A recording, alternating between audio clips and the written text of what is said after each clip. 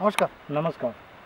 आज आम्ही तुमच्या शेतामध्ये हा जो पीक पाणी कार्यक्रम घेतला आहे मिरची 3160 वरती, तर त्याच्याविषयी तुमचं वैयक्तिक काय मनोगत आहे? तुमचं नाव आणि गाव सांगा आधी. माझं नाव बळवंत पांगळू पवार, राहणार गोळा खालमुख, तालुका कळवण, जिल्हा नाशिक. जिल्हा नाशिक. हां. बरं, तुमचं हे जे आजूबाजूचं क्षेत्र आहे या क्षेत्रामध्ये जवळपास किती क्षेत्रामध्ये मिरचीची लागवड होते? किती क्षेत्र असेल जवळपास मिरची लागवडीचं? मिरची लागवडीचा अर्धा पाऊण एकर आहे. नाही, तुमचं अर्धा पाऊण एकर. पण सगळे शेतकरी म्हणून किती एकर लावत असतात? 100 एकराच्या पुढे मिरची जाते. 100 एकराच्या पुढे मिरची, म्हणजे मिरचीमध्ये तज्ञ शेतकरी आहेत सगळे. सगळे आहेत.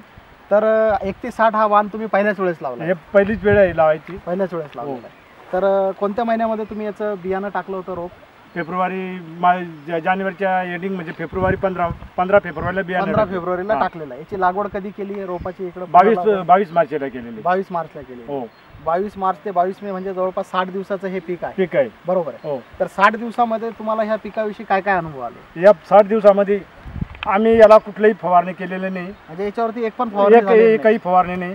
आणि फळाची जी लांबी आहे ती इतर फळांपेक्षा मिरचीपेक्षा लांबी आहे आणि दिसायला पोपटी कलर आणि हिला हमखास बाजारभाव मिळेल हे असं आम्हाला वाटतं. आणि इतर पिकं केल्यानंतर तिच्यावरती अनेक प्रकारचे रोग येतात. करपा धावतो, बोकड्या पडतो आणि फवारणी वगैरे करायला खर्च होतो. याच्यावरती खर्च वाढतो. याच्यावरती कुठलेच खर्च केलेला नाही. इतर जाती म्हणजे कोणत्या? तुम्ही याच्या आधी कोणत्या जाती लावायची? इतर जाती सिजंटाचे 19 लावत होतो. मैको, S4. तिच्यापेक्षा ही डबलची व्हरायटी चांगली. तुम्ही आता जे नावं सांगितले यांचं 2 महिन्याच्या अवस्थेपर्यंत जवळपास किती फवारे होतात? 3 ते 4 फवारणी करावं लागतात. 4 फवारण्या कराव्याच लागतात. हो. आणि त्याच्यावरती 60 दिवसाचं पीक असेपर्यंत कोणकोणते रोग येतात? करपा रोग येतो, पाने पिवळे पडतात, फळधारणा होत नाही, फुलं गळतात. त्याच्यामुळे याच्यावर कुठलाही. तर आज 60 दिवसाचं हे पीक असताना तुम्हाला काय वाटतंय त्यांच्या तुलनेमध्ये याच्यामध्ये कुठल्याही प्रकारचा रोग दिसतोय तुम्हाला? कुठलेच रोग नाही आणि कुठलेच त्याला फवारणी वगैरे फवारणी केली नाही. कुठलाही रोग दिसला नाही त्याच्यामुळे फवारणी केलेली नाही.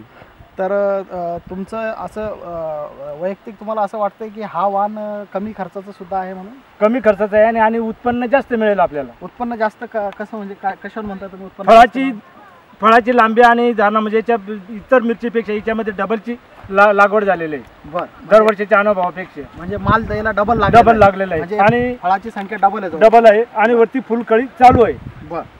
वरती तेवढंच फुलकळी वरती पण आहे. जेवढा माल खाली माल तोडल्यानंतर पाणी भरलं का लगेच येत 8 दिवसात तोडायला येईल की परत पुन्हा 8 दिवसात तोडायला येणार. तुमचा काय अंदाज आहे ह्या अर्ध्या एकरामध्ये तुम्हाला तुम्ही ज्या व्हरायटी याच्या आधी लावत होते, ज्या जाती याच्या आधी लावत होते त्यांच्यापेक्षा किती उत्पन्न जास्त निघेल?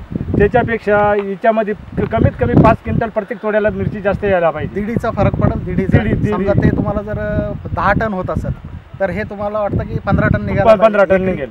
जर 10 टन होत असेल तर 15 टन निघायलाच पाहिजे. हमखास निघेल. ती दुसरी जात जर 20 टन होत असेल एका एकरामध्ये जरी 25 टन निघालाच पाहिजे. आणि ते सुद्धा दुसऱ्या मिरचीपेक्षा कमी फवारणी करून हिला मजुरही कमी लागते. बरं, तुम्ही याला खत कोणतं दिलेलं आहे आतापर्यंत? फक्त युरिया आणि दाणेदाण दिलेलं आहे. फक्त युरिया आणि दाणे? फक्त युरिया आणि दाणे. DAP 10-26 कुठलंच काही खत दिलेलं नाही. लागवडीच्या आधी शेणखत वगैरे काही टाकलेलं आहे याच्यात?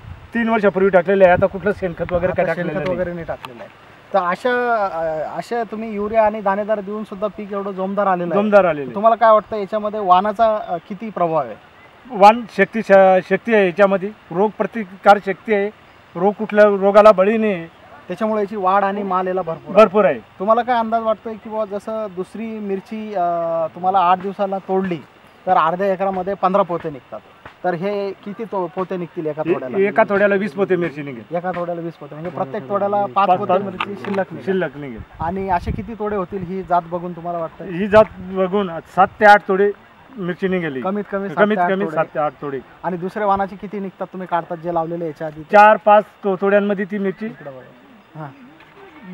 बारीक होऊन जाते आणि मग शेवटी शेतकरी मोडून टाकतो ती मिरची. बरं, आता हे सुरुवातीला याची साईज एवढी येते आहे की 3160ची हे शेवटपर्यंत अशीच राहते. तर याच्या आधी तुम्ही जे वाणं लावले त्यांच्यामध्ये असं व्हायचं की ती सुरुवातीला जेवढी निघायची तेवढीच लांब नंतर नाही कमी पडत चालते? ती कमी पडत किती तोड्यानंतर कमी पडत चालते? दुसऱ्या तोड्यानंतर लगेच कमी पडते. बरं, आता समजा आता ही मिरची जवळपास 14 सेंटीमीटर आहे, तर 3-4 तोडे झाल्यानंतर त्या मिरच्या किती सेंटीमीटरच्या होऊन जातात? मग ती मिरची पार 3-4 सेंटीमीटर पर्यंत येईल. म्हणजे एवढी अर्धी होऊन जाते. एवढी मग अर्धी त्याला होईल. मार्केटमध्ये रेट वगैरे मिळतात का? नाही, रेट मिळत नाही. रेट वगैरे मिळणार नाही. रेट मिळत नाही. आता तुम्हाला हे 31-60चं पीक बघून आजची जी लांबी आहे याच्यावरून काय वाटतंय शेवटपर्यंत तुम्हाला मिनिमम 12-14 सेंटीमीटरची मिरची अगदी मिळेल? जरूर राहणार ही. जरूर राहणार. हा. म्हणजे तुमचा अनुभव सांगतोय असा. अनुभव तुमचा जो पाठीमागचा अनुभव आहे तो असं सांगतोय. त्याच्यामुळे कम्प्लीट राहील. तर तुम्ही सगळ्या शेतकऱ्यांना जेही मिरची करणारे शेतकरी आहेत त्यांना 31-60 धान्य मिरचीविषयी काही संदेश देऊ इच्छिता? हो, देऊ शकतो. मी प्रत्येक शेतकऱ्यांना सांगेल की धान्य शिडच्याची मिरची 31-60 मिरची लावा. हिला खर्च कमी आहे, उलट उत्पन्न चांगला मिळेल, बाजार मिळेल, सगळेच गोष्टीमध्ये उत्कृष्ट आहे. प्रत्येक गोष्टी शेतकऱ्याचा फायदा आहे.